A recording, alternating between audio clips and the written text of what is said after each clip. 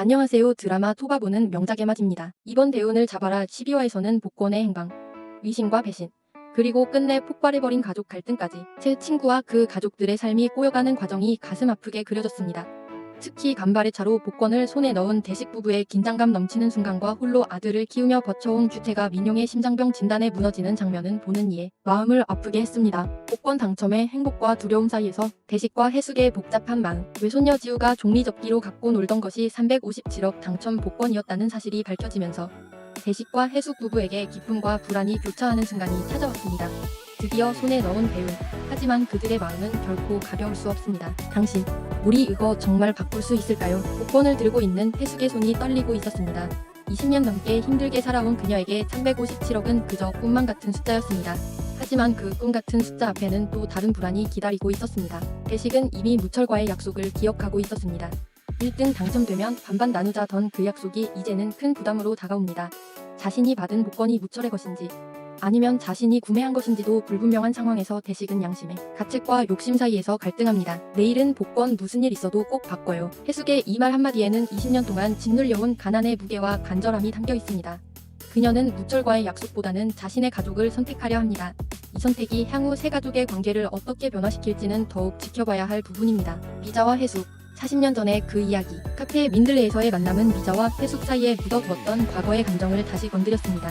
특히 해숙이 내 첫사랑이 누군지 내가 모를 줄 알고 라고 말했을 때 미자의 표정에 드리워진 그림자는 무언가 커다란 비밀이 있음을 암시합니다. 당신 첫사랑은 누구예요? 해숙이 대식에게 던진 이 질문은 단순한 호기심이 아닙니다. 그녀는 미자와의 대화 후 무언가를 확인하고 싶었던 것입니다. 과연 이제 친구 사이에는 어떤 과거가 있었던 걸까요? 한무철이 부인되는 사람이야. 미자의 이 한마디에 숨겨진 의미는 무엇일까요? 혹시 미자의 첫사랑이 대식이었고 해숙이 그 사실을 알고 있는 것은 아닐까요? 그리고 그것이 40년간 두 여성 사이의 라이벌 관계를 만든 원인은 아니었을까요? 장미의 정체와 그녀의 진짜 목적. 장미라는 인물은 단순한 불륜녀가 아닙니다. 그녀가 무철과 대식을 모두 안다는 사실. 그리고 이대로는 절대 못 물러나니까 라는 대사는 그녀가 단순히 무철에게 접근한 것이 아니라 더 깊은 예략을 가지고 있음을 암시합니다. 꽃마차 룸사롱. 이 이름은 단순한 우연이 아닙니다. 장미가 대식과 무철을 모두 알고 있다는 것은 이 모든 사건이 우연이 아닐 수 있음을 암시합니다. 장미는 장씨와 함께 이 세 친구를 노린 것일까요? 아니면 그녀 자신이 옛 친구들과 관련된 과거가 있는 것일까요? 규태의 아픔과 우정의 시험대. 민용의 심장병 진단은 규태에게 큰 충격이었습니다. 아내를 심장병으로 잃은 규태에게 같은 병이 아들에게도 나타났다는 사실은 엄청난 정신적 충격입니다. 수술비가 모자라서 허둥지둥해보지만 급할 땐 친구밖에 없어라며 규태의 이 말은 그가 얼마나 절박한 상황인지를 보여줍니다. 그동안 비둘기라고 놀림받으며 무철의 눈치를 보던 그가 이제는 아들을 위해 친구들에게 도움을 청할 수밖에 없는 상황이 되었습니다. 이것은 새 친구의 우정을 시험하는 중요한 계기가 될 것입니다. 태아와 아진, 돈을 넘어선 감정의 싹. 태아와 아진의 관계는 단순한 돈 거래를 넘어서고 있습니다. 태아가 고인 채굴기에 투자한 돈과 아진이 그에게 빌려준 3천만 원의 관계는 이제 두 사람 사이의 감정적 연결고리가 되었습니다. 알잖아. 내가 어디서 돈 좀 풀어다 쓴 거. 태아의 이 고백은 아진에게 자신의 약점을 드러내는 행동입니다. 그동안 거만하고 무책임해 보였던 태아가 아진에게 보이는 이런 모습은 두 사람의 관계가 변화하고 있음을 보여줍니다. 다음 회 전개 예상. 복권 당첨에 폭풍이 몰려온다. 복권 환전과 새로운 갈등의 시작. 드디어 대식과 해숙은 복권을 환전하기 위해 은행을 찾아갑니다. 그러나 막상 당첨금을 받게 되자 새로운 고민에 빠집니다. 무철과의 약속을 지켜야 할지 아니면 모든 것을 숨겨야 할지 양심과 욕심의 갈등은 더욱 깊어집니다. 이봐, 대식아, 복권은 어떻게 됐어? 은행 앞에서 우연히 마주친 무철의 이 질문은 대식을 얼어붙게 만듭니다. 과연 대식은 어떤 선택을 할까요? 민용의 수술과 규태의 선택. 규태는 민용의 수술을 위해 무철을 찾아갑니다. 그러나 무철 역시 투자 사기로 어려운 상황입니다. 이런 상황에서 대식이 복권 당첨 사실을 숨기고 있다는 것을 알게 된다면 새 친구의 관계는 어떻게 될까요? 장미의 정체 그리고 40년 전의 비밀. 장미가 꽃마차 문사롱에서 대식과 무철을 모두 알고 있다는 사실은 점점 더 수상해집니다. 그녀의 진짜 목적은 무엇일까요? 그리고 미자와 해숙 사이에 있는 첫사랑의 비밀은 무엇일까요? 이 모든 비밀이 서서히 드러나기 시작합니다. 결론적으로 13회차에서는 복권 당첨의 기쁨과 그에 따른 책임, 갈등이 본격적으로 드러날 것으로 보입니다. 대식과 해숙은 복권 당첨금을 받게 되지만 그것이 가져올 변화와 갈등에 대해 준비가 되어 있지 않습니다. 동시에 민용의 수술비를 마련하려는 규태의 노력, 장미의 정체와 계략, 그리고 미자와 해숙 사이의 오래된 비밀까지 13회에서는 이 모든 복잡한 관계가 한층 더 깊게 얽히며 향후 드라마의 중요한 갈등 구조를 형성할 것입니다. 혼자만의 대운을 잡으려던 이들이 결국 깨닫게 될 것은 진정한 행복은 함께 나누는 데 있다는 진리가 아닐까요? 하지만 그 깨달음에 이르기까지 세 가족의 우여곡절은 계속될 것입니다. 혼자만의 대운을 잡으려던 이들이 결국 깨닫게 될 것은 진정한 행복은 함께 나누는 데 있다는 진리가 아닐까요? 하지만 그 깨달음에 이르기까지 세 가족의 우여곡절은 계속될 것입니다. 자, 이제 드라마 속으로 들어가 볼까요? 은행 앞 아침, 대식과 해숙이 긴장된 표정으로 은행 앞에 서 있다. 둘 다 모자와 마스크로 변장을 하고 있다. 여보, 진짜 괜찮은 거죠? 이러다 무철이가 우리 당첨금 받는 거 알면. 해숙의 목소리가 떨린다. 대식은 주머니 속 복권을 확인하며 심호흡을 한다. 괜찮아. 어제는 우연히 마주쳤지만 오늘은 절대 만날 일 없어. 이 시간에 무철이는 빌딩 관리하느라 바쁠 테니까. 둘은 의지를 다지듯 서로의 손을 꼭 잡고 은행으로 들어간다. 카페 민들레, 같은 시간. 황금옥이 커피를 내리고 있는데 규태가 초췌한 모습으로 들어온다. 왜 이렇게 일찍 왔어? 얼굴이 왜 그래? 규태는 아무 말 없이 구석 자리에 앉는다. 금옥이 커피를 가져다 준다. 민용이가 심장 수술을 해야 된대. 금옥은 놀라서 규태의 손을 잡는다. 그래서 얼마나 필요한데? 5천만 원은 있어야 해. 근데 병원비가 벌써 1,000만 원 넘게 나왔고. 규태는 한숨을 내쉰다. 수술비가 모자라서 이렇게 급할 땐 친구밖에 없어. 무철이한테 가봐야겠어. 금옥이 걱정스러운 표정으로 말한다. 무철이 요즘 투자 사기 당해서 살림이 어렵다던데. 규태는 놀란 표정을 짓는다. 그럼 대식이한테 가볼까? 대운 빌딩 1층 치킨집. 같은 시간 미자가 치킨집 문을 열고 들어온다.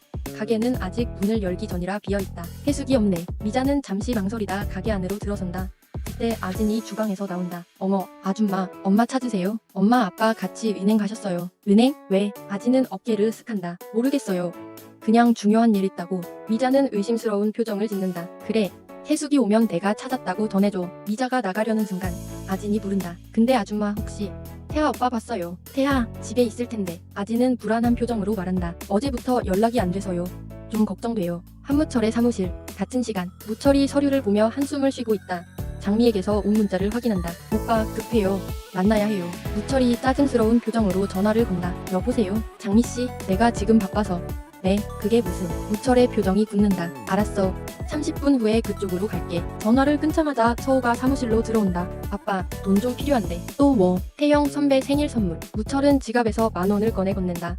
서우가 실망스러운 표정을 짓는다. 아빠, 이거 반찬값도 안 되잖아요. 요즘 아빠 사정이 어떤지 알잖아. 투자한 돈도 날아가고. 서우가 한숨을 쉬며 나간다.